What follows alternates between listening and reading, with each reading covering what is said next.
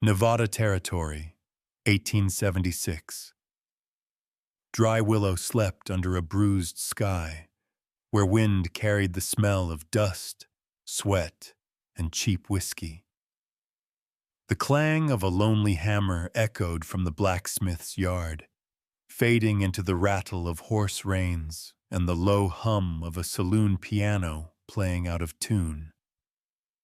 In the back lot behind the feed store, a lantern flickered against warped boards, lighting the shape of a man waiting beside a tied mare. Cole Hart, tall, sunburned, eyes the color of spent gunmetal, watched the door creak open. The woman who stepped out had gray in her hair and venom in her smile. Behind her, a younger figure followed, wrists cuffed, belly round beneath a faded calico dress. The air itself seemed to hold its breath, as if the desert knew this deal wasn't born of mercy. Somewhere inside Cole's silence lay a secret buried deeper than any mine. May Quinn dropped a rusted key onto the table. She's 8 months, eats little, doesn't talk much. Cole set down 2 silver coins and a jug of whiskey. That'll do. Make it 3. 2. May studied him, saw the steady stillness of a man who didn't bluff, then shrugged. Suit yourself. She unlatched the cuffs, metal-biting skin one last time. You bought yourself quiet trouble, mister. Cole replied, I bought silence. Lena didn't flinch when the cuffs fell. Her eyes, clear and hard as the moon over the ridge, met his for the first time. You're no better than her. Maybe not. His voice was rough, dry from years of wind. He turned toward the waiting horse. Mount up. The mare stomped, restless under the weight of twilight. Lena hesitated, then climbed behind him. Her hands hovered above the saddle, refusing to touch. The ride west stretched 3 miles through sagebrush and bone-dry riverbeds. Coyotes called somewhere far off, and the sky bled red along the horizon. Time 400 mounds. The trail wound past abandoned wagons half buried in sand, their wheels like broken halos. When the house appeared, it was nothing but a square of shadow on a hill. Timbers gray, porch sagging, windows shuttered tight. Cole dismounted, tied the reins, and said, Inside. The interior smelled of cedar smoke and lemon oil.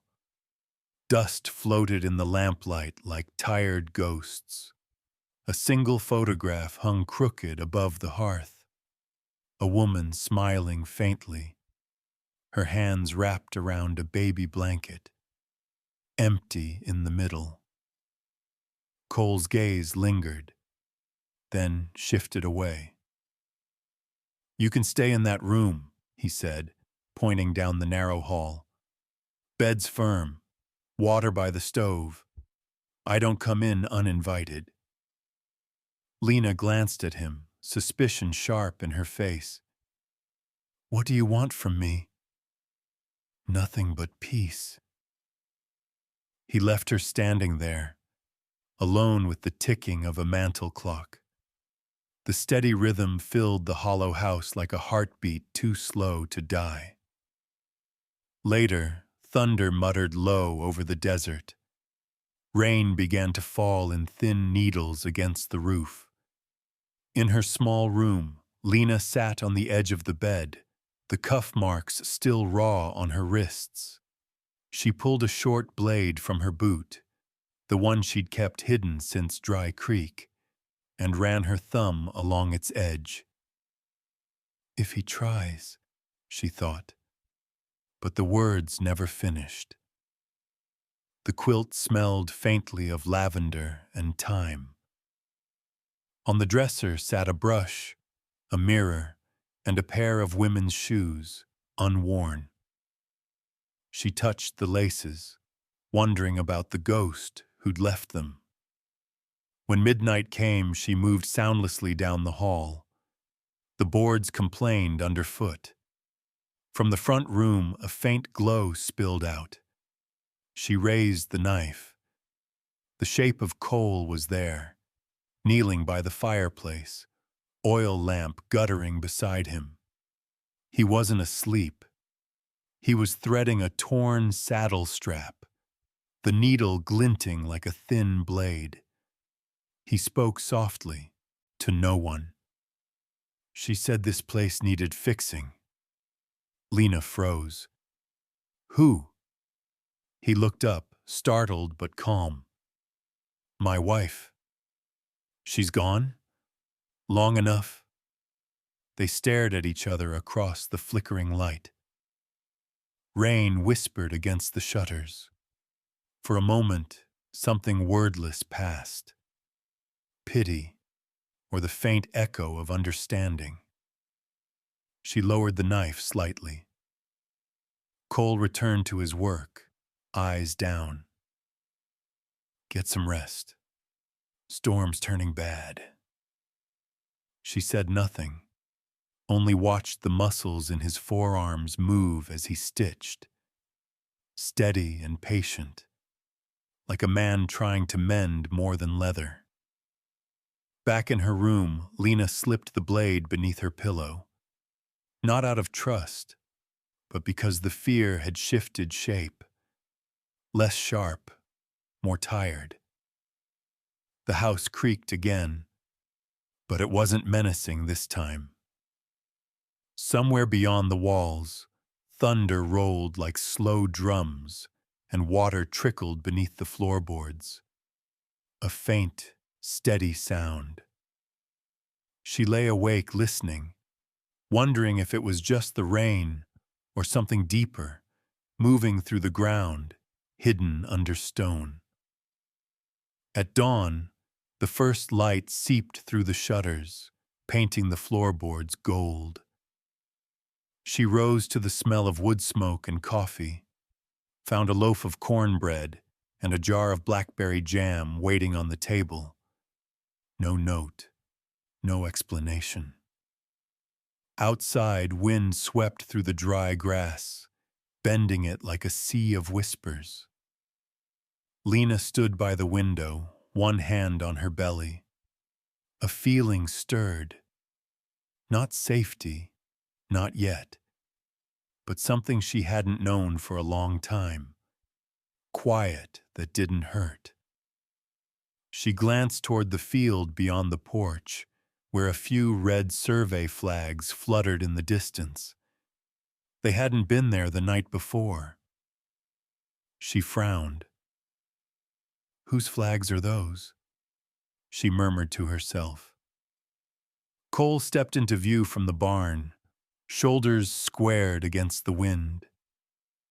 He looked toward the same horizon and said only, "Men counting what isn't theirs." The wind caught the flags, making them snap like gunshots. Dawn rinsed Heart's Hollow in a thin wash of gold that never reached the corners.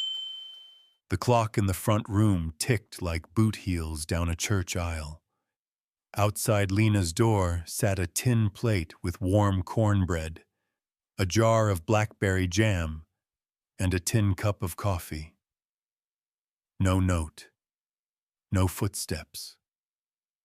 Just a house that had learned to breathe without voices. She ate in small bites. The sting on her wrists had dulled to brown.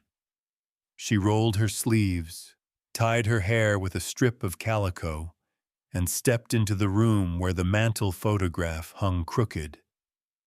A woman's careful hands circling an empty blanket. Cole stood at the stove, turning the kettle off the flame. You slept. Enough. Storm moved east. Good. Less mud to swallow. They let the quiet carry the rest. He nodded to the hall. Bed's yours. Water by the stove. I knock. What do you want from me? Peace. She looked at the empty blanket in the picture. That never stays. He set a small sack of flour on the table. Fence needs mending on the south line. I can mend. You can rest. I can mend. He tilted his head toward the door. Gloves. Outside, the wind combed the grass into long silver ribs. The sky above the ridge was clean but tired. He set posts. She held them true. His hammer kept even time. When the sun climbed, he handed her a tin cup. Water. She drank. I'll need a dress that fits. Trunk at the hall's end. I saw it. Take what you need. The hallway smelled of cedar, and a thin lavender sunk into the wood. Inside the trunk lay a blue dress, a brush with a few pale strands, a ribbon faded to winter sky. She carried the dress to her room, then closed the lid as if sealing a mouth that might say too much. At noon, they ate on the porch. He cut cornbread thick and passed the jam. Far out near the sage, a scatter of red flags flickered, small as cardinals. Lena pointed. What are they doing? Measuring. Measuring what? Whatever they want. The afternoon turned to chores that made sense. Patch the hinge, sweep the grit, oil the strap that split in last night's rain. By late day, her back pulled tight. Cole set a pail by her boot. Foot soak, salt in it. You think I'm soft. I think you're walking for two. She dipped her feet and let heat climb her legs. The quiet eased down again. A wagon rattled toward town. Cole studied the dust plume. I'll be back by dusk. You don't owe me explanations. I know. Then why give them? Because a man should say where he's going. He took his hat. Lock the door. When he rode out, the house drew small around its own air. Lena walked room to room, learning their shapes. The kitchen window framed a patch of spearmint between stones. A shelf kept baby shoes, tiny and unscuffed. In a tin she found a dented harmonica. She set it back. Dusk came quick. She lit the lamp, washed the plate, listened to the clock. The baby turned under her ribs like a fish in shallow water. Boot steps on the porch. The latch lifted. Cole entered with a paper bundle. Needle and thread. And for the world, she said. He unwrapped 2 apples as well. Eat. They shared the apples over the sink. The cores hit the slop bucket with dull knocks. If anyone comes asking, he said, don't open. Who would come? Men who think flags make laws. She met his eyes. And you? I fix fences. That true? It's a start. Night swelled. Cole took the chair by the fire, the torn saddle in his lap, the needle flashing in and out. From beneath the floor came a faint clicking, not like the clock. You hear that? She said. Pipe. Old. Leaking. Since before I came. And you left it like that? Some things you touch, he said. Some you listen to. She stood at the window. The flags had vanished into the gray. The house settled. "I didn't ask," she said. "Your wife's name." "Agnes." "How long?" "Long enough." The lamp guttered and steadied. She slid the knife from her boot, weighed it, slid it back. He saw and said nothing. The air between them drew tight, like a cinch pulled one more notch. A rattle shivered the back wall. Dust sifted from the ceiling. The clock stopped. Coal. He set the saddle aside and stood. In the new silence, a second sound rose from below. Water, moving fast where no creek crossed. An urgent pour, as if the earth had swallowed a storm and was whispering it back. The lamp hissed and dimmed. The back door latch scraped. Someone tested it from outside. Morning rolled in with the smell of dust and gun oil. The latch that rattled in the night still hung crooked, fresh mud on the step. Cole crouched to inspect the print. A narrow boot heel smaller than his. "Not a ranch hand," he muttered. Lena stood behind him, shawl tight around her shoulders. "Maybe kids," she said. He shook his head. "Kids don't walk this far for nothing."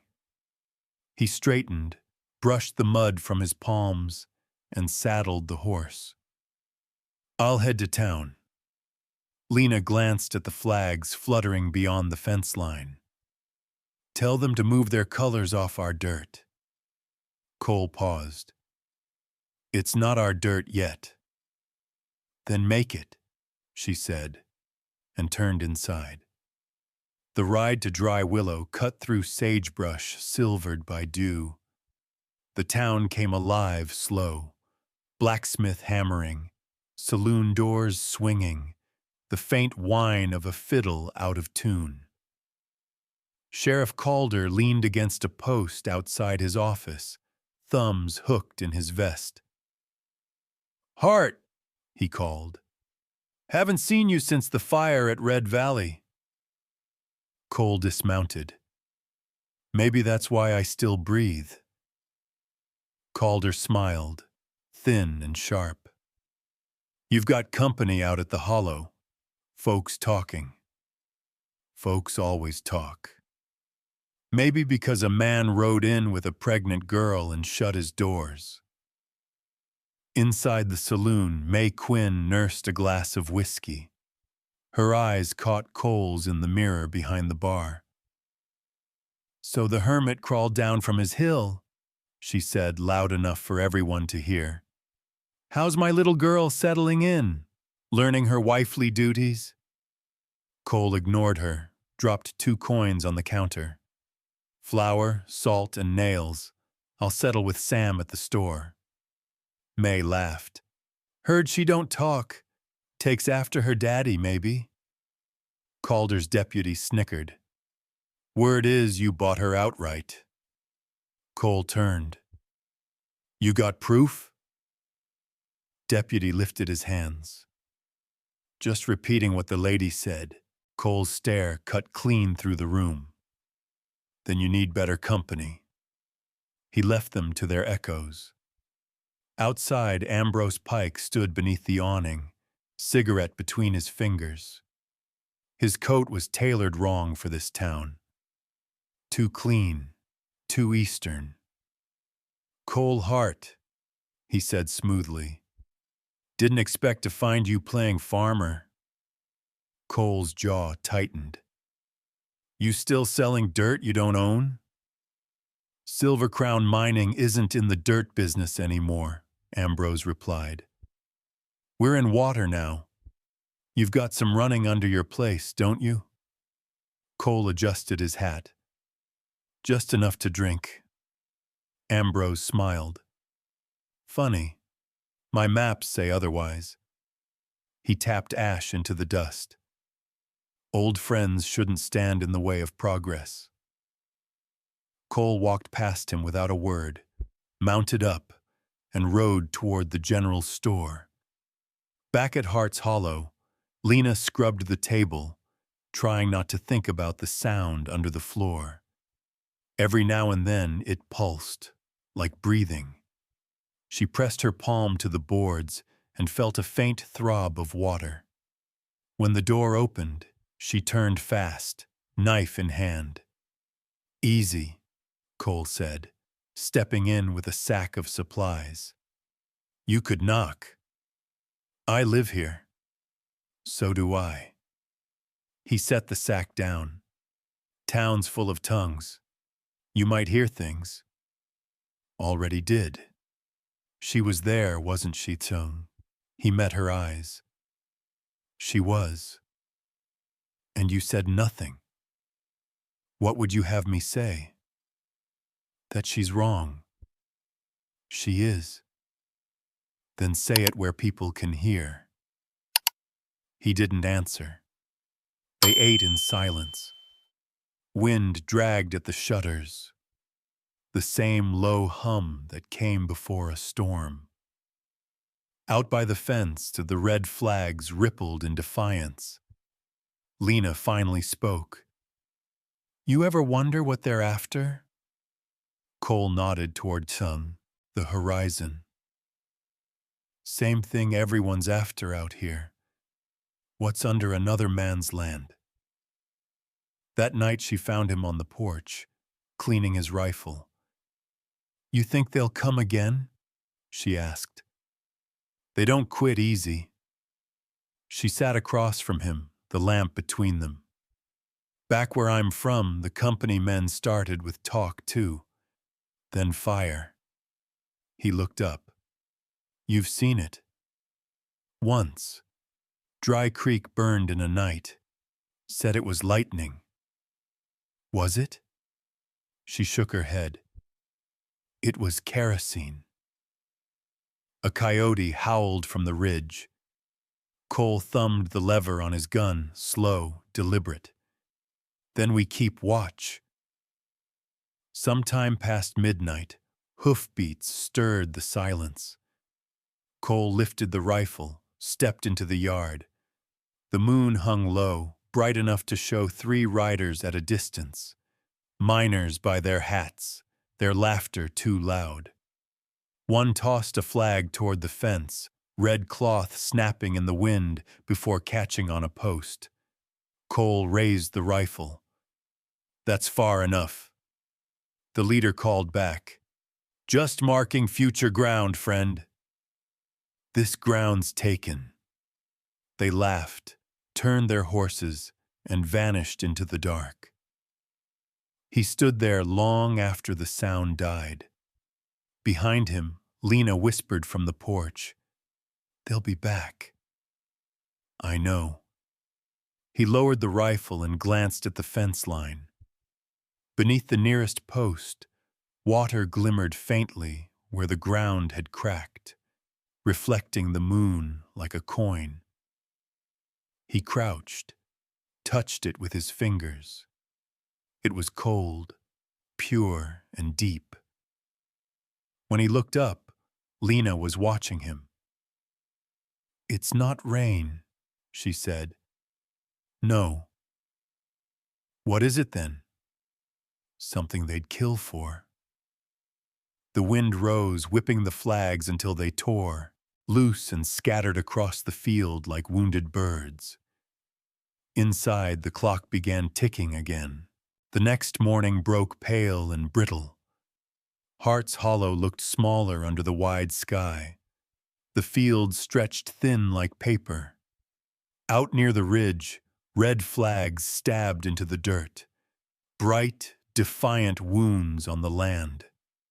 Cole stood by the porch rail, coffee steaming in his hand. Lena joined him, shawl wrapped tight, the wind pushing her hair across her face. "They were busy last night," she said. He nodded. "Surveyors don't sleep when there's silver or water to steal." "What will you do?" Same thing I always do. And what's that? Stay quiet until quiet stops working. By noon, a wagon creaked up the trail. Zeke Malloy swung down from the driver's seat, boots kicking dust. You look worse than a man who owes taxes, he said, grin buried under a gray beard. Cole poured him coffee. You didn't come for manners. Zeke handed over a folded letter. From Dry Willow, Sheriff's seal, says you owe 2 years back land fee. Cole slit the letter open. Inside, the ink crawled like spider legs. Formal, stiff, ending in a signature. A. Pike. Lena, reading over his shoulder, whispered, Pike? The man from town? Cole crumpled the paper. He used to be my partner, till he decided partnerships end where profit begins. Zeke spat into the dirt. Mining man never quits until the ground quits giving. He won't get this one. A gust of wind caught the burned edge of the letter as Cole tossed it into the fire pit. The ash rose and scattered across the yard.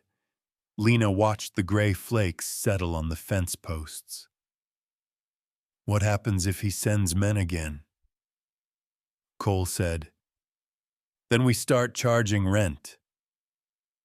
They worked through the afternoon, mending the fence line that divided dry pasture from wild sage. Cole's hammer beat a slow rhythm against the posts.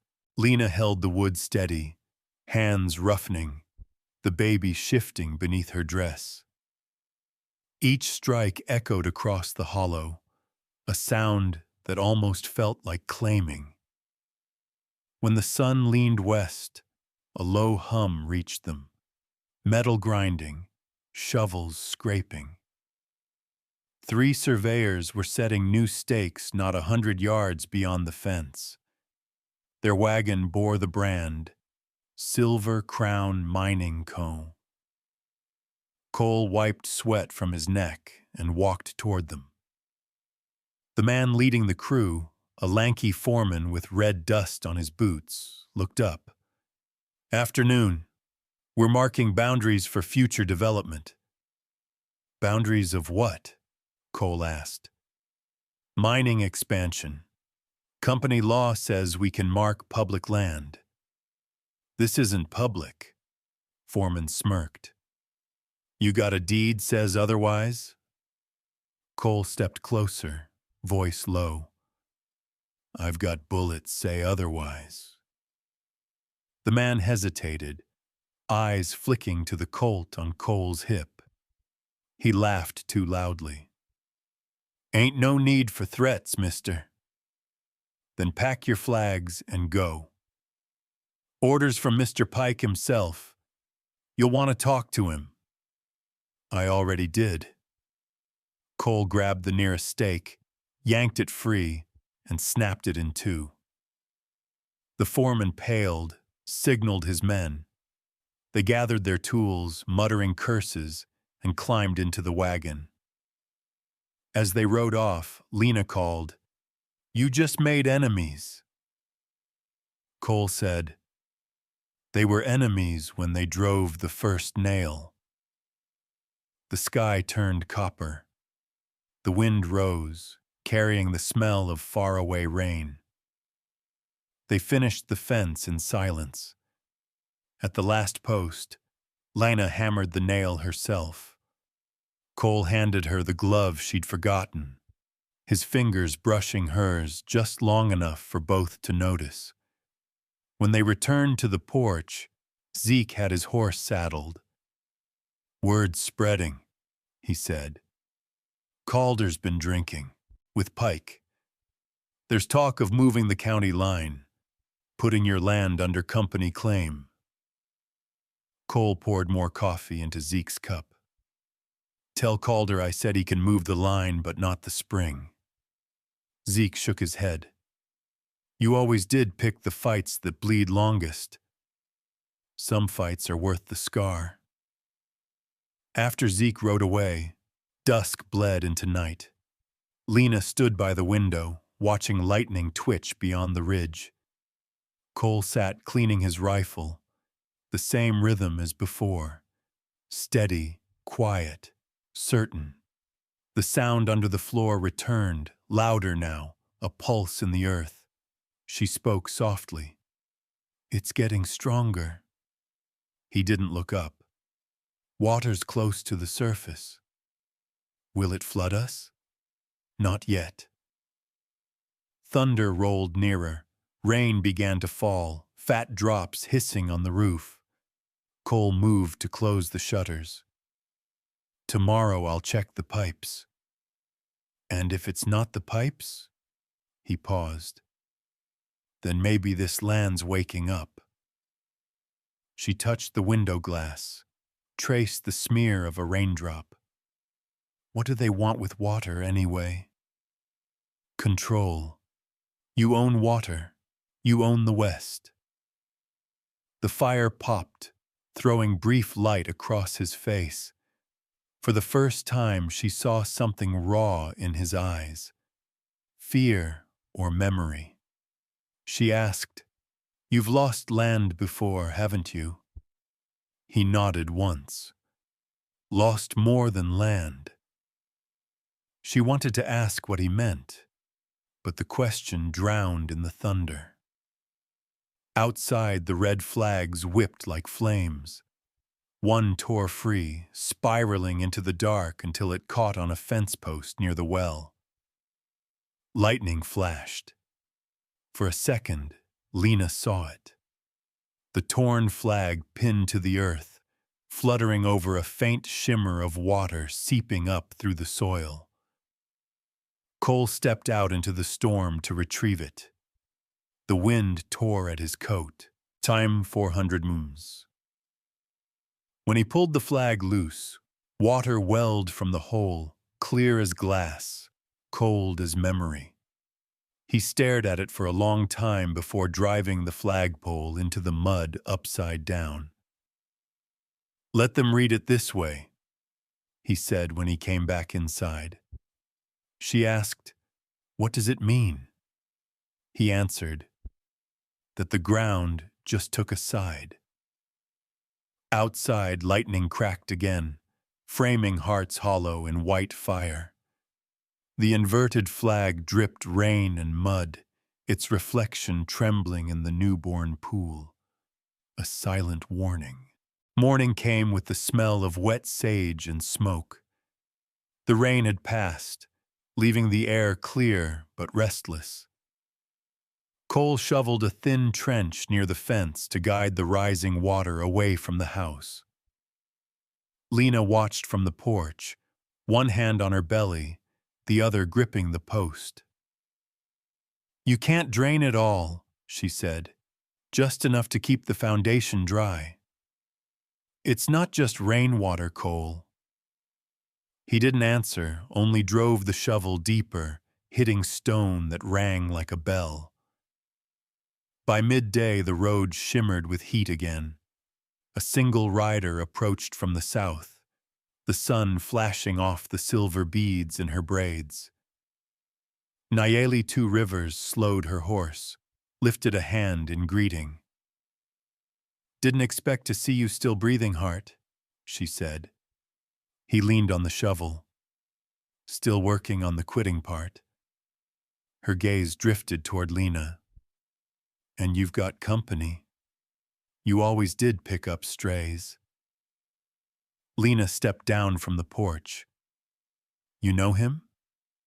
"Saved my brother's life 10 years ago. He hates when I mention it." Cole said, "He paid me back by stealing my whiskey." "Fair trade," Nayeli replied, sliding off her horse. "Now I bring herbs instead." She opened a leather pouch, spreading dried roots and leaves on the table. "For swelling, for pain, for fear you don't talk about." Lena smiled faintly. "Do they work?" Only if you believe they might. Cole filled the kettle, watching steam rise. You're far from your people. Word travels. They said white men are digging near the old springs again. You wouldn't know anything about that, would you? He nodded toward the half-dug trench. They're looking for water. They'll find more than that. What do you mean? Nayeli traced a symbol in the wet dust with her finger. 3 waves under a crescent. This mark was carved long before any of you built fences. The spring beneath your house feeds the valley. If they poison it, both sides lose. Lena leaned closer, recognizing the same mark faintly etched on the old stone by the well. It's already rising, she said. Nayeli looked to Cole. You'll need to guard it. From men with rifles and papers? From greed, she said simply. That's harder to shoot. They ate cornbread together on the porch, the kind of quiet that didn't choke. When the wind shifted, Lena's hair lifted like smoke. The child kicks when it hears the kettle sing, Nayeli said. Cole gave a small nod. Smart enough to know warmth. Lena laughed softly. Smart enough to leave this place before it burns. Nayeli's eyes sharpened. What do you mean, burns? Lena looked toward the far ridge. The company men. They mark, then they light. That's how they claim. Nayeli tightened her jaw. We'll see about that. She rose, stepping off the porch. Come tomorrow, I'll bring my brother. He knows the ground's veins better than any miner. Maybe we can find where your water runs. Cole said, You'd risk it? She smiled. The land feeds us all, Hart. Some of us just remember to say thank you. After she left, Lena brushed the crumbs from the table. She trusts you. She trusts the land more. Why did you save her brother? Because no one else would. And why me? He looked at her for a long time. Because someone should have. As evening stretched, the wind turned cold again. The flags were gone now, stripped by the storm, but the holes they left glistened with pooled water. Cole sat sharpening his knife on the porch rail. The harmonica lay beside him, untouched. Lena came out, holding a folded scrap she'd found in the trunk. Your wife's handwriting? She asked. He took it gently. Her prayer list. Anything answered? Not yet. The sound of hooves drew both their eyes to the hill. A rider galloped hard toward the house. Zeke, coat flapping. He reined in, breath heavy. Calder's meeting Pike tonight at the saloon. Talk as they'll move the county marker by the spring. That makes your water theirs. Cole's eyes hardened. That marker's not moving. Zeke looked past him at Lena. You got more to lose than pride, Hart. They're stirring a fire you can't outrun. Then I don't run. Zeke sighed. I'll keep my ear open. Just remember, bullets cost less than deeds out here. When he rode off, night pressed in fast. Lena lit the lamp. The baby shifted, restless. If they come for the spring, what will you do? Cole said, the same thing anyone does when men come for what's his. Fight? Dig deeper. She opened the door to her room, then paused. You ever think about leaving? Once, he said. What stopped you? the sound of water under my feet. She closed the door, leaning against it, breathing slow. The house moaned with the cooling of the day. Underneath, the faint pulse of water moved steady, like a second heartbeat. Far out in the dark, lightning flashed again over the ridge. For an instant it revealed a shape moving between the posts. Someone on horseback, watching the house, waiting. Cole stepped out with the rifle, eyes narrowing against the dark. The rider turned away, disappearing into the valley. He listened until the sound was gone, then looked down at the puddle near the fence. The reflection of the stars quivered there, fractured by ripples that didn't come from rain. He crouched, touched the surface. It trembled beneath his hand. Alive. Behind him, from inside the house, Lena's voice came soft but certain. "That spring, it's awake." Cole didn't reply. The wind carried the faint echo of hoofbeats, fading toward dry willow. Somewhere beyond the ridge, the men of Silver Crown were already planning how to claim what the earth had just remembered to give. Dry Willow's main street shimmered under the noonday heat.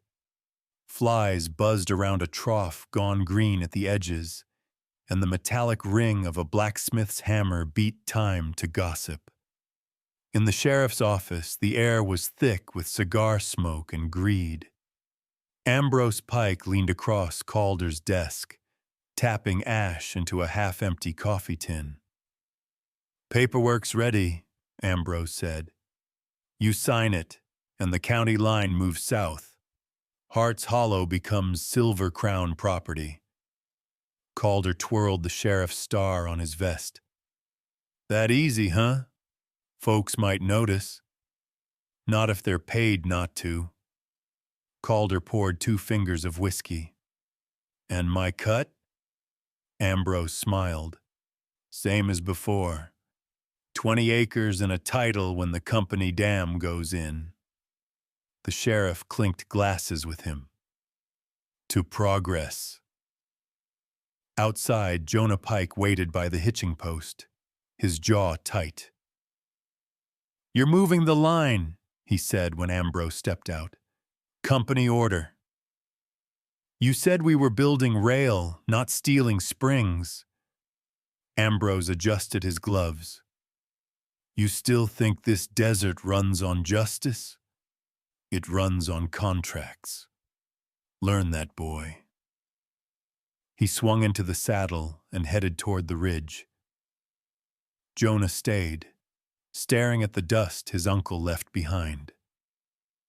At Hart's Hollow, Cole was cleaning his rifle on the porch when Zeke rode in again, sweat streaking the horse's neck. "Heard Pike talking in the saloon," Zeke said. "They're drawing a new map tonight." Cole handed him a canteen. "Where?" "Sheriff's office. They'll file it at dawn." Cole's eyes narrowed. Then dawn comes early. Inside, Lena was folding linen, humming under her breath. She looked up as they entered. "What is it?" Cole said, "Trouble.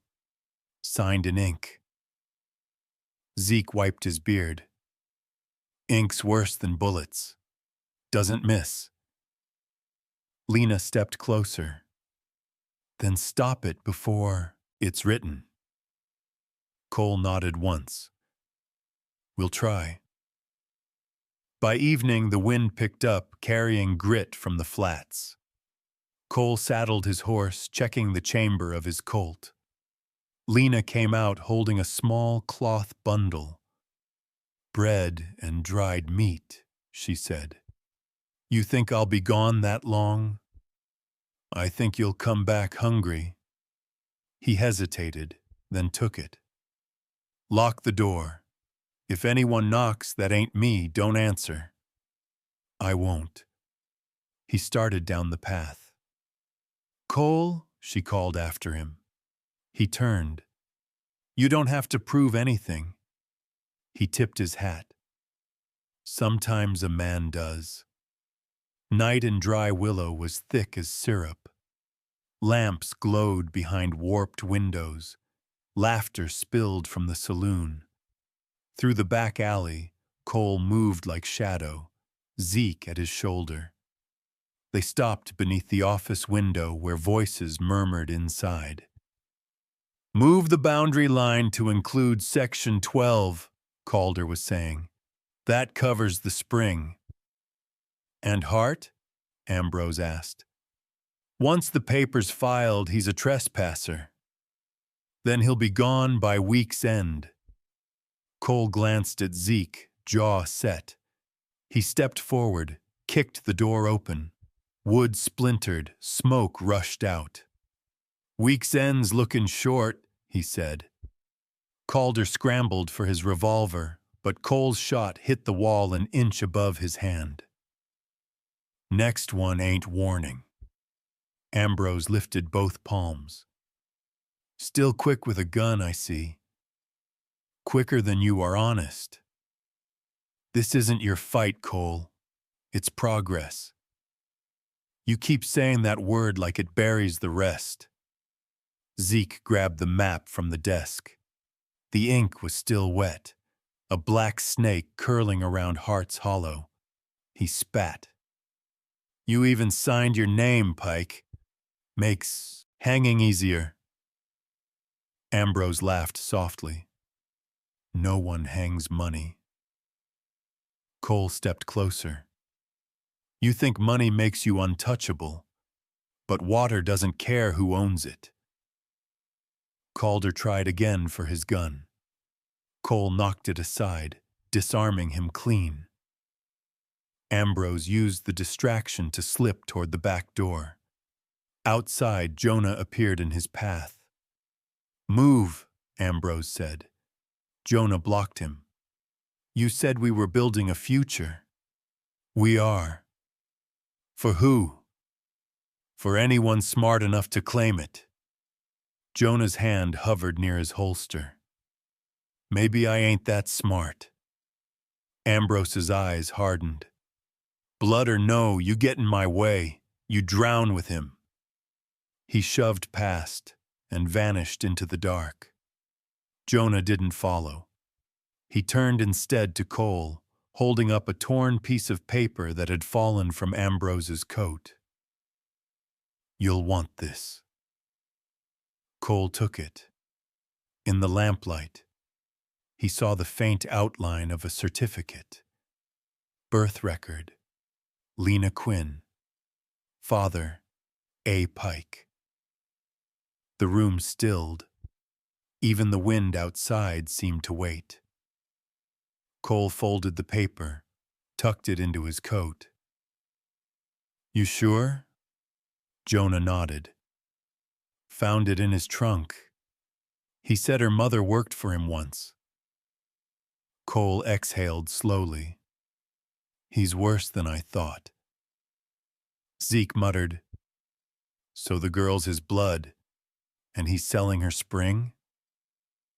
Cole said, He's trying to erase what he made. He turned to Jonah. You stay clear of him. Jonah shook his head. Not anymore. They left the office before dawn, burning the forged map in the street. The smoke rose blue against the pale sky. At Hart's Hollow, Lena was waiting by the window, lamplight flickering across her face. When Cole dismounted, she stepped out, barefoot in the dust. Well? She asked. He handed her the folded birth record. You should see this. Time 100 times. She opened it, eyes tracing the name. For a moment she didn't breathe. No, she whispered. He can't. It's his writing. Her voice broke flat. He sold me once. Now he's trying to buy what's left. Cole reached for her hand, but she stepped back. Why didn't you tell me? I just found out. She stared at the document, then tore it clean in half. Then he's dead to both of us. She turned toward the horizon where lightning flickered again, silent and distant. He'll come, she said. Yes. And you'll stop him? I'll try. Try isn't enough. Then we'll finish it. Behind them, the first light of morning spilled over the field. The puddle near the fence reflected the sky in molten silver. From beneath the ground came a soft, steady rumble, the sound of something deep beginning to move. Dawn cracked wide over the valley, pale light spilling down the ridge like water. The storm had passed, but the air still carried the smell of metal and burnt sage. Cole saddled his horse in silence, old leather creaking under his hands. Lena stepped onto the porch, eyes shadowed from a night without sleep. You don't have to go, she said. I do. He'll send men. Then they'll find me first. She watched him mount, rifle slung behind his shoulder. Don't get killed trying to be right. He looked back once. Sometimes that's the only way to prove you were. He rode toward the ridge where the land dipped into a shallow basin. Out there, dust already stirred. A herd of wild mustangs running half mad, chased by riders in company coats. Silver-crowned men. He spurred his horse and galloped down the slope. The sound hit first, thunder of hooves, whips cracking, the high scream of frightened animals. The men were driving the herd straight toward Hart's Hollow, toward the half-fixed fence. Cole fired once into the air. The herd split, veering off. The lead rider shouted, "You're trespassing on company ground."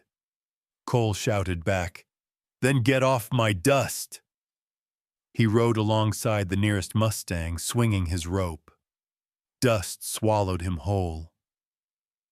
From the ridge, Lena appeared, bareheaded, the wind tearing her dress. She grabbed a coil of rope and ran toward the corral, waving her arms. "Turn them!" The mustangs broke around her like water around stone. Cole caught one by the neck rope and pulled, forcing it aside before it trampled her. His horse reared, nearly throwing him.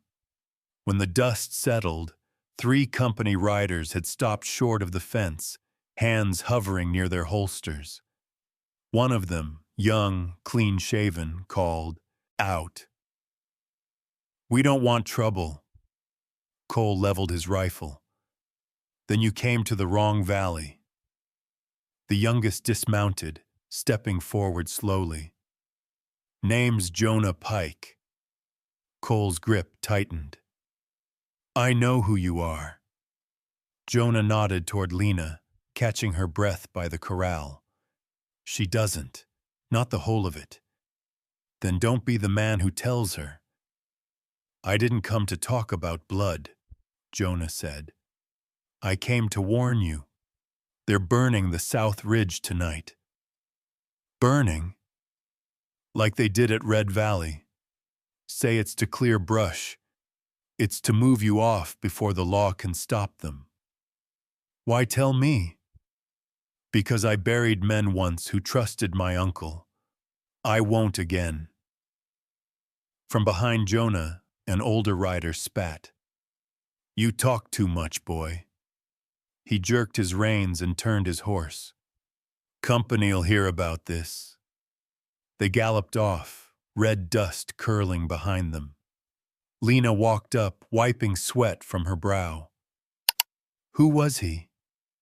"Family of the man trying to steal our spring." And you just let him ride off? He's not the enemy yet. She glanced toward the horizon, where smoke already smudged the edge of the sky. Then we're running out of friends. They worked the rest of the day repairing what the herd had broken. Each hammer strike sounded sharper, the air dry as gunpowder. Around dusk, Nayeli and her brother Toma arrived. Toma tall, quiet, eyes like flint. The wind carries more than heat, he said, crouching to touch the soil. They'll burn from the south. Fire follows the slope. It'll reach you by nightfall.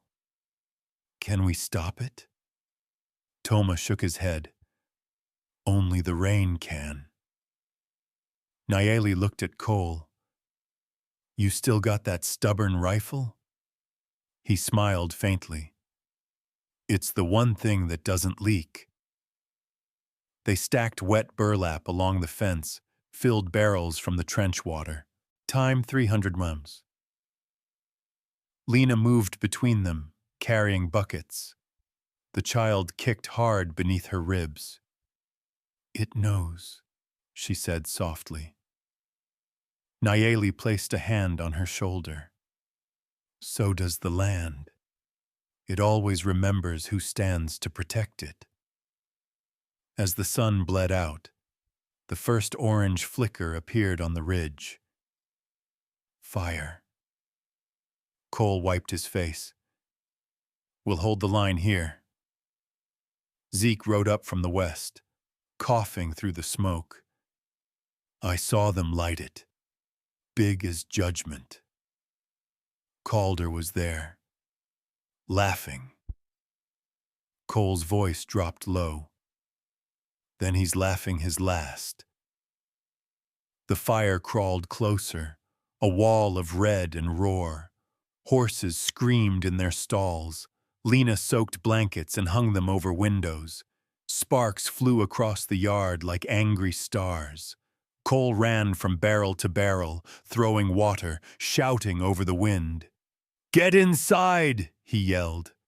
Not yet, Lena said, tying down the shutters. A gust caught the roof, tearing shingles loose. One landed in the hay pile, bursting into flame.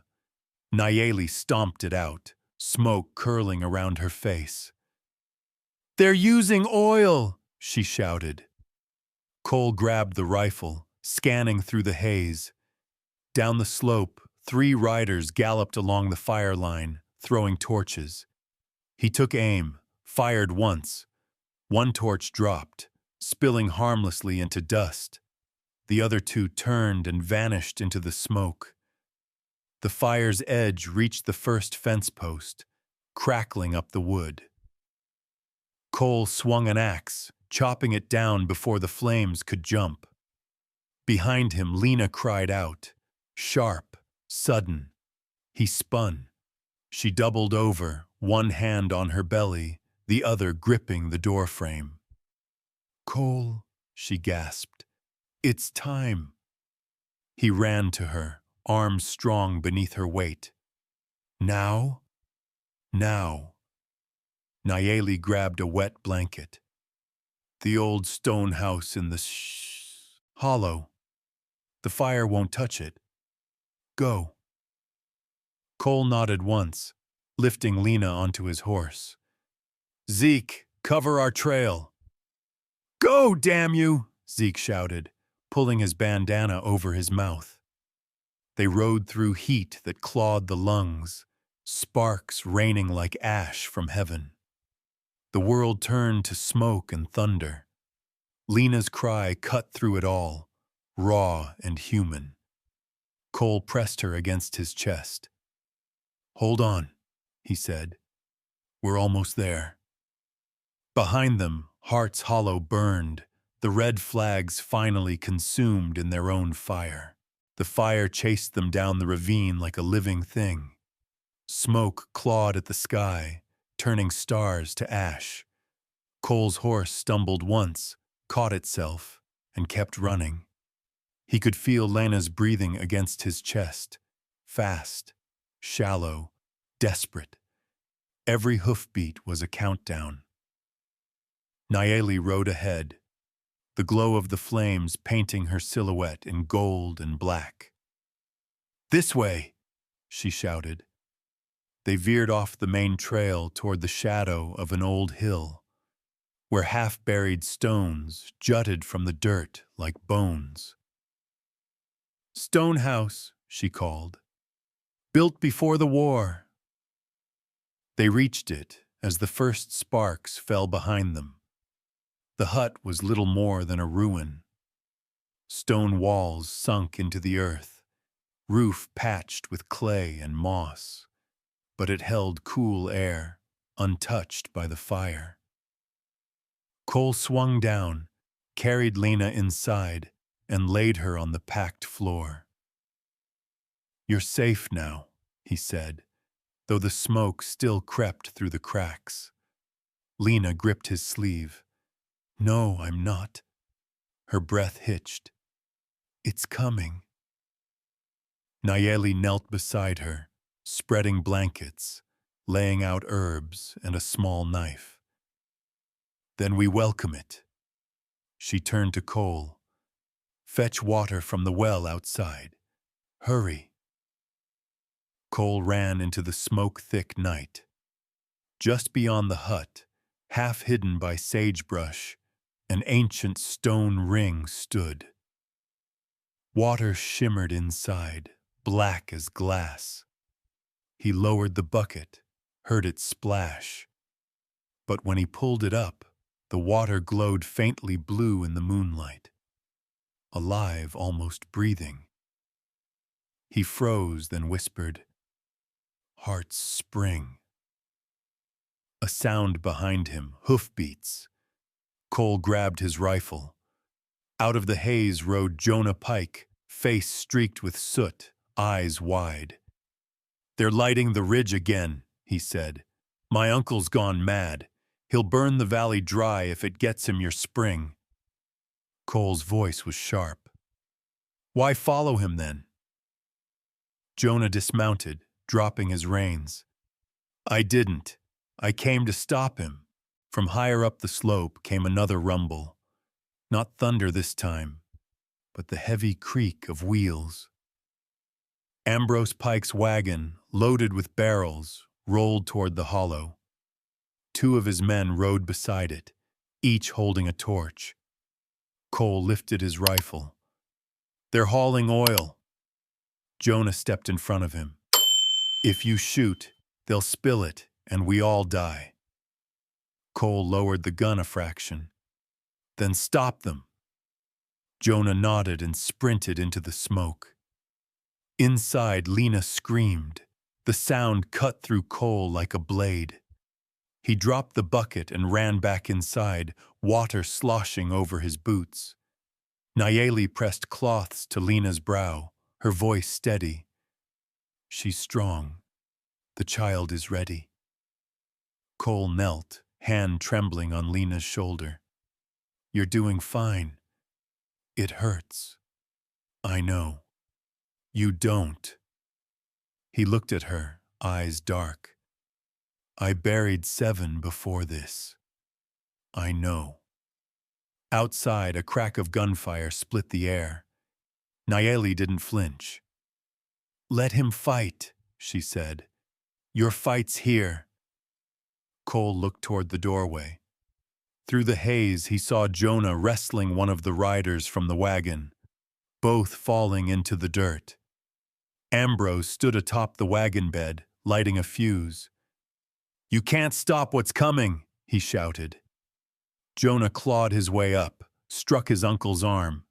The torch fell, rolling between the barrels. A spark hissed, then roared. Jonah tackled Ambrose off the wagon just as it exploded. Fire rolled down the hill, blinding white. Inside the hut, the blast rattled the stones. Dust rained from the ceiling. Lena cried out, clutching the earth. "Cole, I'm here! Don't leave me! Not again!" The roar outside grew, but so did another sound, the rumble of water underfoot. The earth shuddered, cracks split the dirt floor, and from them rose a thin thread of light blue water, trickling first, then pouring, cold and pure. Nayeli whispered something in Numu, pressing her palm to the ground. "The spring is waking," she said. "It's coming to her." Cole stared as water pooled around Lena's legs, clear and shining. It washed the soot from her skin, the blood from her hands. Her breathing steadied. A new cry pierced the smoke, high, fierce, alive. Nayeli smiled. "A girl." Cole's throat closed. He reached out, brushing his finger along the tiny hand that clutched at the air. "Sage," Lena whispered. "Her name's Sage." Cole nodded. "Suits her. She's got fight." Nayeli tied off the cord, wrapping the baby in her shawl. "She'll grow where others burn." Outside, the rain began. Thin, uncertain at first, then heavy enough to hiss against the flames. Cole stepped out into it, blinking through steam and ash. The fire on the ridge was dying. Jonah lay near the wagon, coughing. Cole hauled him to his feet. "Ambrose?" Jonah shook his head. "Gone with the fire." They stood watching as rainwater carved channels through the blackened soil, carrying ash toward the valley. "He wanted to control the spring," Jonah said quietly. "Now it's his grave." Cole looked back at the hut, where faint light glowed through the cracks. "It's her beginning." He carried the bucket inside and knelt beside Lena. She was pale but smiling, the baby pressed to her chest. "She's loud," Cole said. "She's alive," Lena whispered. He touched the baby's cheek, then Lana's hand. "That's enough." Nayeli poured the glowing water into a bowl and set it by the newborn. "The spring remembers kindness," she said. "It will stay open for those who do the same." Cole nodded slowly. Outside, the last of the fire hissed out, leaving the night heavy with the scent of wet smoke and rebirth. He leaned against the doorframe, looking at the drenched land that had once been dust. "We've lost everything," he murmured. Nayeli shook her head. "No. The land just took back what it was owed." A faint rumble echoed from deep underground, softer now, like a sigh. The water shimmered one last time before settling into stillness. Cole looked toward Lena and the child, his voice barely more than breath. "We'll start again." Thunder rolled across the far hills. Not a warning this time, but an answer. The storm lingered all night, a restless ghost crawling across the valley. By dawn, rain had slowed to a mist, thin as breath. Smoke drifted in low ribbons over the scorched hills. Cole stood outside the stone house, coat soaked through, watching the first gray light reveal what was left. Charred fence posts leaning like gravestones, a hollow that once held fire now steaming with water. Behind him, Lena's voice came soft. "Is it over?" He turned. She stood in the doorway, the newborn wrapped in a patchwork blanket, eyes rimmed with exhaustion. "For now," he said, "the fire's gone." "And the men?" They're ghosts, too. Nayeli came up from the spring, hair plastered with rain. Water's still rising, she said. It runs deeper than we thought. Cole frowned. Deeper how? It's not just feeding the valley anymore. It's breaking the old paths underground. You'll need to see it before it sees you. He glanced at the child, then nodded. Jonah can ride with me. Jonah appeared near the burnt wagon, limping slightly, coat torn. You don't have to thank me, he said before Cole could speak. I wasn't going to, Cole answered. Jonah smiled. Then we're even. They followed the creek that had formed overnight, a newborn river cutting through blackened earth. Steam curled from its edges. Beneath the surface shimmered veins of silver-gray rock, ore streaked with light. Jonah crouched and touched the water. This isn't from the mountain, he said. It's from the mine tunnels. The blast opened them. Which means Ambrose's line runs right under your land.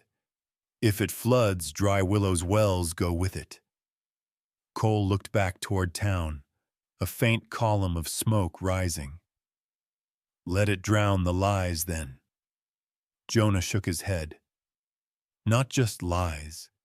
People live there, same as you. Cole stared into the water's reflection, the sky fractured by ripples, his own face split in two. You think the land cares who lives on it? Maybe it cares who listens, Jonah said. They rode back to the stone house as thunder grumbled again. Inside, Lena hummed to the baby, voice rough but warm. Zeke arrived, coat spattered with mud. Sheriff Calder's still breathing, he said grimly. Burned his hands, lost his badge, but he's barking orders from his cot. Says Hart lit the fire. Cole's jaw tightened. Of course he does. He's calling it company property destruction. Pike's men will swear to it. Lena looked up, anger bright. He'll blame anyone but himself. He's sending riders by noon, Zeke added. Cole set his rifle on the table. Then we won't be here to greet them. Running? Zeke asked. No, moving higher ground. Where? The ridge above the spring. Let them find what they burned. They packed fast. Nayeli took charge of the child, swaddling her in dry cloth. Lena moved slower, pain in her steps, but purpose in her eyes. She's going to need a home, she said quietly. Cole met her gaze. She'll have one. By midday, clouds broke open, sunlight slanting through smoke. They led the horses uphill over slick ground. Halfway up, Jonah paused, pointing to disturbed soil. Footprints, 3, maybe 4 men, heading east. Cole crouched. Calder's scouts. Jonah looked uneasy. They're close. Nayeli whispered a short prayer in Numu, palm to the earth. The ground remembers his lies. It will swallow him yet. From the ridge, the view widened. Below, Hart's Hollow shimmered, half mud, half mirror, clouds rippling across new water. The old fence line was gone. What replaced it looked alive. Lena stood beside Cole. It's beautiful, she said, and dangerous. Most beautiful things are.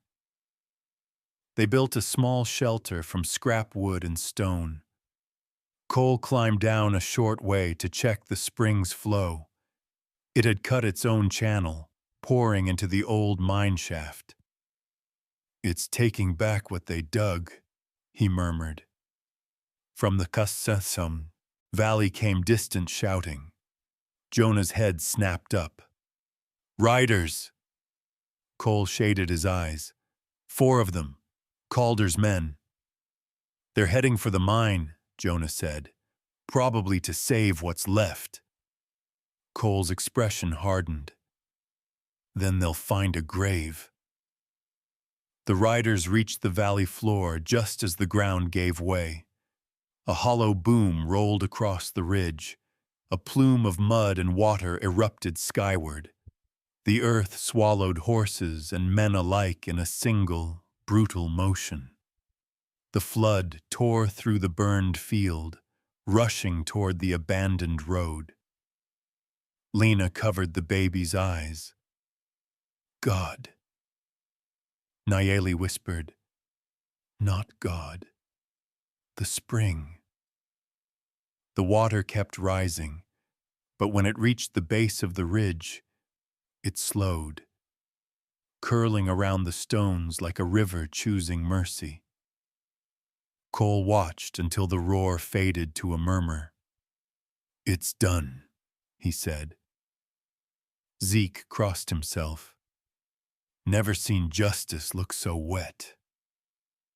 They stayed until night fell, watching the valley settle under a veil of mist.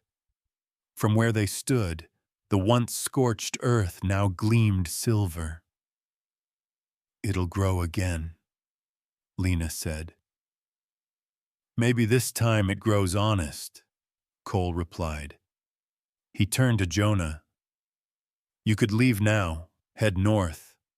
No one would blame you. Jonah shook his head. If I leave, Calder writes your story. If I stay, maybe we write it ourselves. Cole extended a hand. Then let's start with truth. Jonah took it. Below, floodwater shimmered faintly blue under the moon, glowing where it touched the old silver crown marks. The mine was gone, but its greed still pulsed beneath the surface. Cole knew the fight wasn't finished. Not while men like Calder drew breath. He looked down at the valley one last time. Tomorrow we go back, he said. If the law won't remember what happened here, we'll make it remember. Lena leaned into him, the baby asleep against her chest. And if they come again? Then they'll find we're not the same people they sold and buried. A distant crack of thunder rolled from the east, echoing like a drumbeat of warning or promise. The wind shifted, carrying the clean scent of rain and smoke fading into the dark. The road back to Dry Willow was half washed away, a scar of mud and broken roots. Cole led the horse on foot, boots sinking deep with every step. Behind him, Lena rode with the baby in her arms, the child wrapped in a blanket still damp from the storm. Jonah followed last, rifle across his saddle and eyes on the horizon. When they reached the ridge above town, they saw what the water had done. The valley below was split open, mine shafts collapsed, the company camp drowned under a mirror of brown water. Only the sheriff's office still stood, crooked but whole. Like a tick that survived the fire, Jonah muttered. Cole looked at him. We finish this today. They left the horses tied by the chapel. Inside the sheriff's office, Calder sat with bandaged hands, a bottle between his knees. His badge lay on the desk, dull under lamplight. Hart, he rasped. You're supposed to be Ash. Cole stepped closer, boots scraping the floor. Guess the fire missed what it couldn't buy. Calder grinned, teeth yellowed. You think drowning a few men makes you free? That spring belongs to the company. You burned evidence, you shot their men, I buried their dead, Cole cut in. Yours might join them if you don't start talking. The sheriff laughed until he coughed blood. You got no law, Hart. Just mud and ghosts. Maybe that's enough. He took a folded paper from his coat, the birth record, water-stained but legible, and dropped it on the desk. Pike forged county maps. Bought you, bought the court. You'll sign this statement saying so. Calder squinted. You think anyone will believe a man who bought a girl? Lena stepped from the doorway, voice steady. They'll believe me. Calder's smirk faltered. He reached for the bottle, but met Jonah's rifle instead. The younger man said quietly, You don't get to drink off what you did. Cole pushed a pen toward him. Write it. For a long moment, the sheriff stared at the paper. Outside, thunder grumbled down Main Street. Then, Calder dipped the pen, hand trembling, and scratched out the truth. You'll hang me, he said. No, Cole replied. You'll watch yourself die slower. When it was done, Jonah pocketed the statement. Calder slumped in his chair, breathing shallow. You think this changes anything? He muttered. Lena said softly, It changes the silence. They left him there, the lamp guttering behind them. The rain had stopped by the time they reached Hart's Hollow again. The air smelled of wet iron and new grass. Smoke no longer hung in the sky. Instead, a thin mist rose from the valley like breath from a sleeping giant. The stone house still stood, half buried, walls slick with moisture. Cole pushed the door open. Inside, the air was cool and alive. The pool at the center had cleared. No ash, no mud, only the faint shimmer of blue light rippling along the walls. Nayeli and her brother were waiting. We heard thunder, she said. Not thunder, Cole answered. Truth breaking loose. She smiled faintly. Then the land heard you. Lena laid Sage in a cradle made from an apple crate, padding it with soft cloth. She slept through everything, she said. Fire, flood, even justice. Smart girl, Nayeli replied. Knows when to let others fight for her.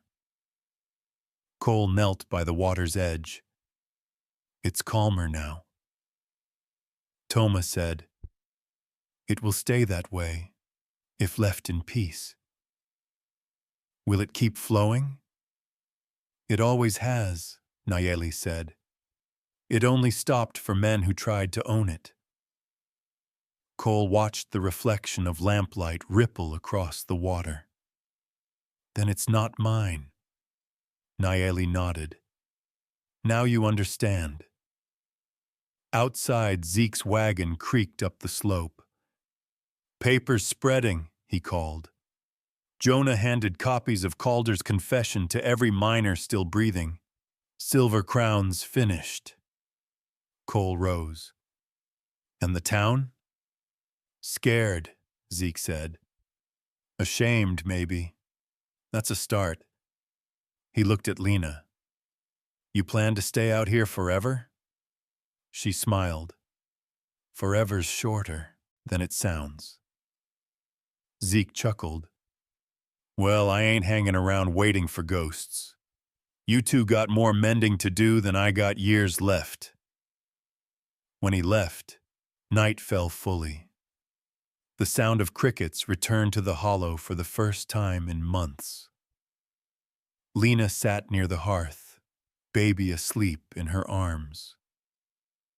What happens now? She asked. Cole took a long breath. We rebuild, fence by fence, word by word. And the spring, we'll guard it, together. He picked up his harmonica from the table. The metal was warped from heat, but it still caught the light. He held it up, almost smiling. She used to say music keeps the walls standing. Lena nodded toward the baby. Then play for her.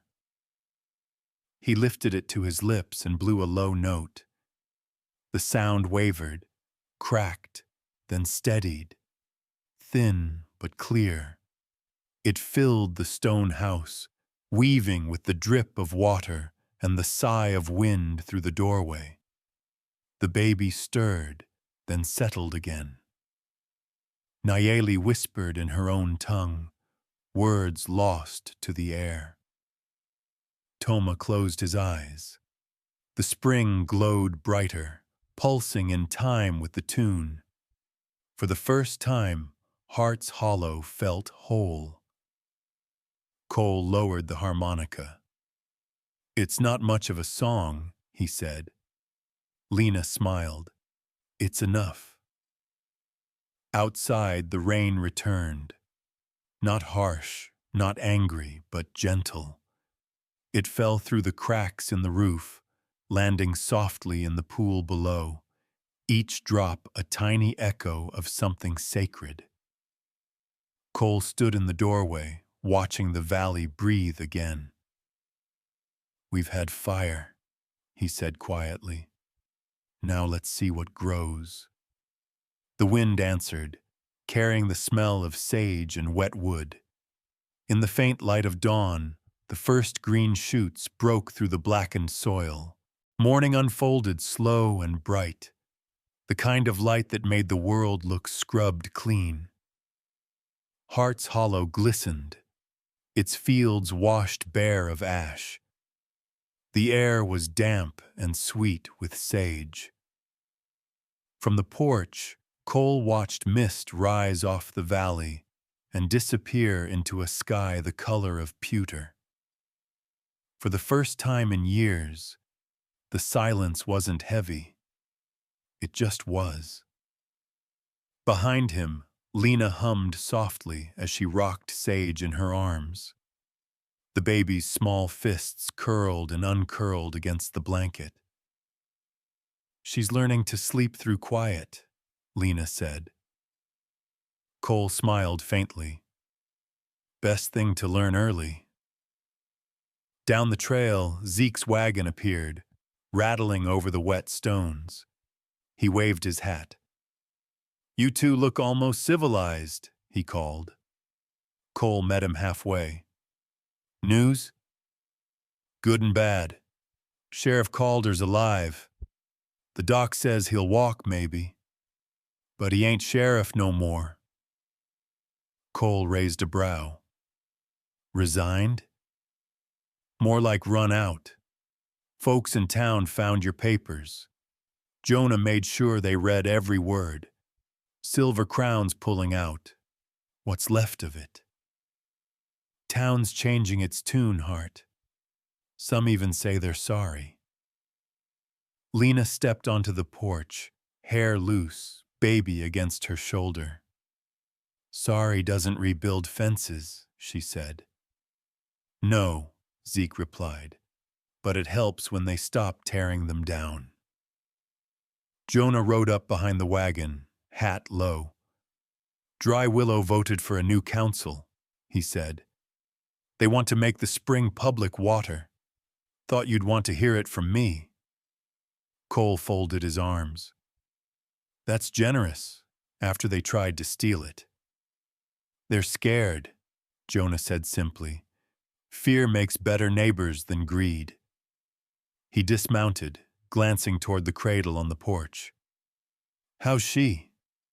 Lena smiled. Sleeping, eating, louder every day. Good lungs. Takes after her mother. Zeke snorted. You boys planning to stand here till next winter? Calder's still got one deputy sniffing around. Says the company wants the deed back. Cole's voice turned low. They can have the paper, not the ground. Ground's all yours, Zeke said. Town clerk burned the old records. Said the valley's self-governed now. Guess that means you're the law, Hart. Cole's mouth twitched. God help us. They shared coffee around the porch table. Rain dripped from the roof's edge, steady as a metronome. Lena poured more into Zeke's cup. You staying for supper? Can't. Got a train east tomorrow. Maybe time to let the past rest. Past never rests, Jonah said. It just changes its name. Zeke tipped his hat. Then I'll let it ride under mine. He stood, nodded once to Cole. Take care of the hollow. It's a good piece of stubborn land. Same to you, old friend. When the wagon rolled away, the valley seemed to exhale. Cole turned to Jonah. You leaving too? Jonah shook his head. Not yet. Town'll need someone to keep the peace. They trust me more than they should. You earned it. Jonah looked down the slope, eyes tracing the silver stream winding through the green. Maybe. Or maybe the land's just tired of picking sides. That evening, the sky turned to honey and smoke. Cole sat carving a new fence post while Lena hung damp clothes by the line. The smell of stew drifted from the kitchen. She said, Feels like the first normal day I've ever had. He chuckled. Don't get used to it. Out here, peace is a visiting preacher. It never stays long. She smiled, passing him a cup of water. Then we listen close before it leaves. Sage gurgled from her cradle, a sound too small to fill the space, but somehow it did. Cole looked at her and said, Never thought I'd see laughter in this house again. Then stop trying to chase it off, Lena replied. As dusk deepened, Jonah rode out, promising to return by week's end with supplies. The valley fell quiet again, except for frogs beginning to sing. Cole lit the lamp inside, the glow soft against the stone walls. Lena traced a fingertip along the harmonica resting on the shelf. Play something, she said. Only know one tune. Then play it. He did. A slow drawl of notes that filled the hollow with something tender and uncertain. Lena stood behind him, the baby asleep against her shoulder, and hummed along. The air smelled of cedar and rain. When the song ended, she asked softly, Do you ever miss her, Agnes? He didn't turn. Every day. But she'd want this. All of it. She'd like Sage, Lena said. She'd like you more. That's not possible. Maybe not. But hope's bigger than what's possible. She laughed softly. You talk like a preacher. Preacher wouldn't carry a gun. Maybe the good ones should. He looked up at her then, really looked, the lamplight cutting across her face. And for a moment, the years of loss and silence fell away. Outside, lightning flickered faintly over the far ridge. No storm, just distant heat. Cole whispered, Fire's gone, but it left light. Lena nodded. That's how you know it meant something. He took the harmonica, set it on the table beside the sleeping baby, and blew out the lamp. Darkness settled gentle as a blanket. From somewhere deep under the floor, water whispered.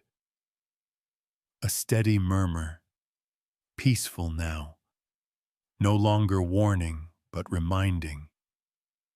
Cole lay awake listening, and in that sound he heard everything the valley had endured.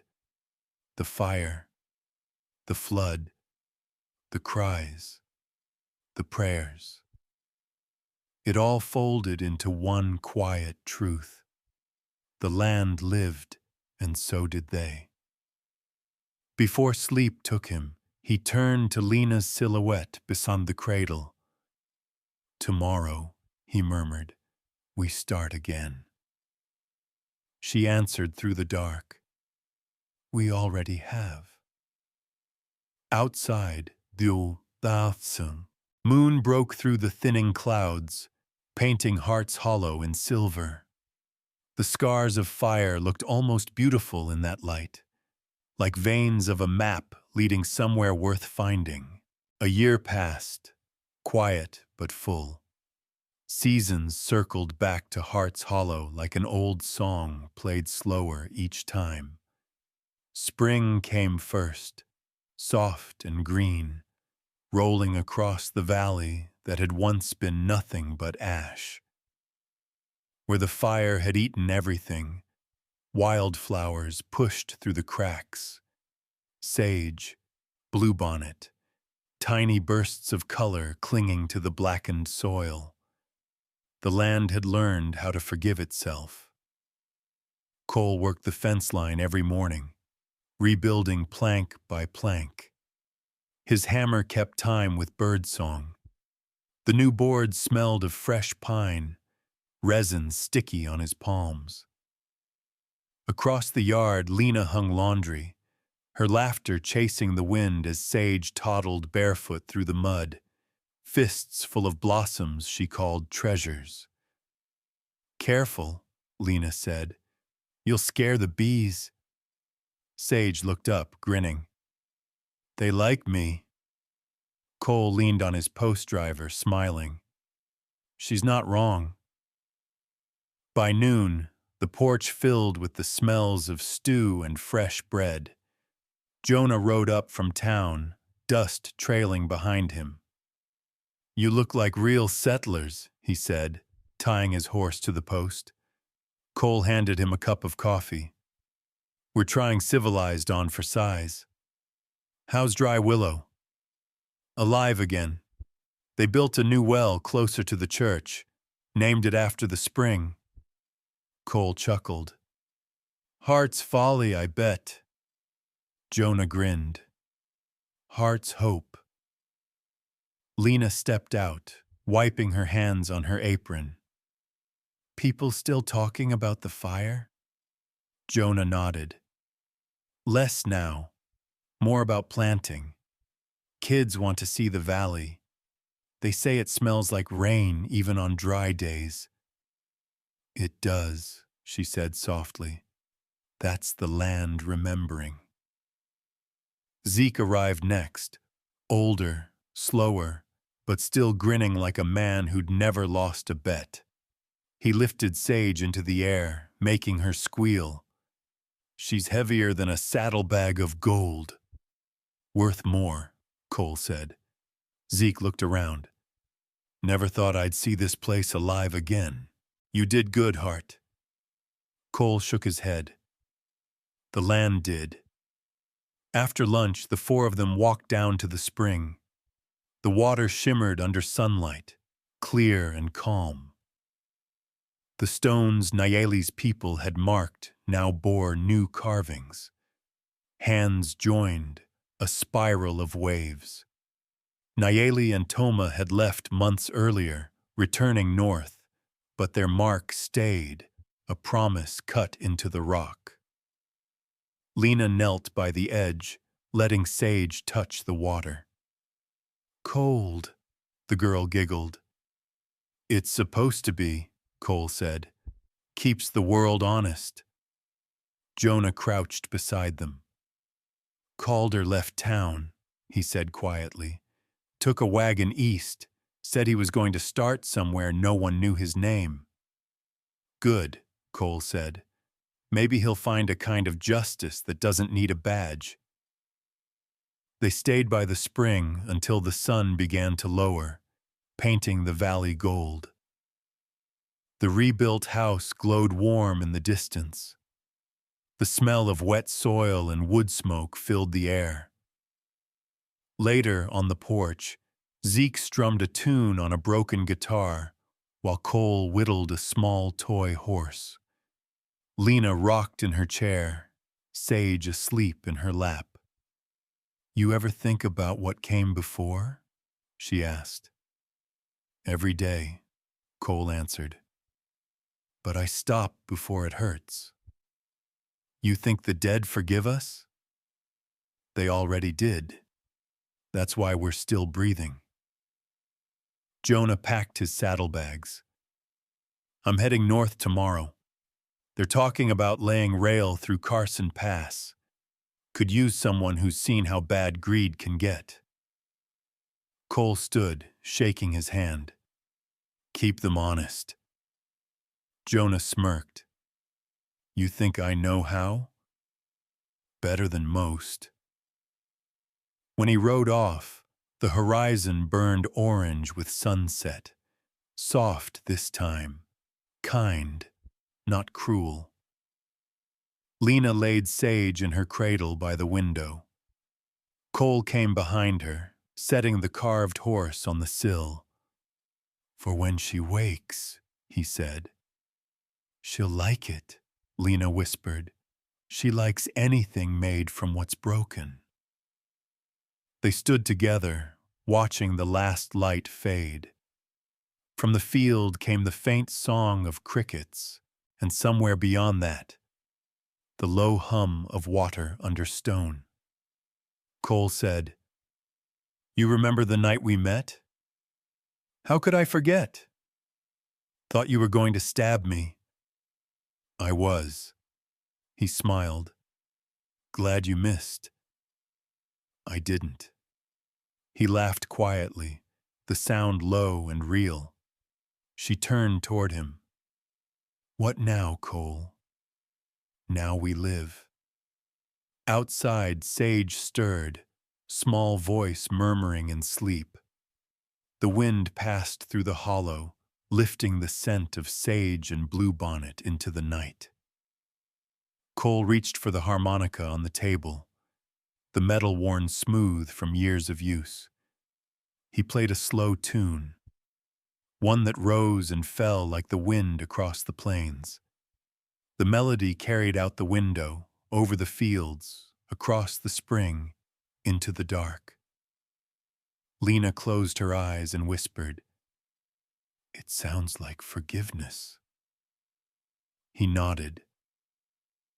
"Maybe it is." The camera would pull back now, the valley stretching wide, the stream glittering like a ribbon of light, flowers bending in the wind. Heart's Hollow, reborn from its own ruin, breathing, alive. In the final glimmer of dusk, Sage toddled onto the porch, clutching a single blue flower. She held it up toward the fading sun and laughed. Somewhere, thunder rolled faint and far away. Not a warning, not a threat, just the sky remembering. When the smoke settles over Heart's Hollow, what remains is not loss, but the quiet strength of those who refused to surrender. Cole, Lena, and little Sage remind us that even after the hardest storms, the land and the heart can bloom again. Theirs is not just a Western tale of fire and water, but a story of second chances, forgiveness, and finding home in unexpected places. If this story touched something deep within you, we'd love to hear it. Tell us in the comments what part stayed with you most. The courage, the love, or the peace that came after the fire.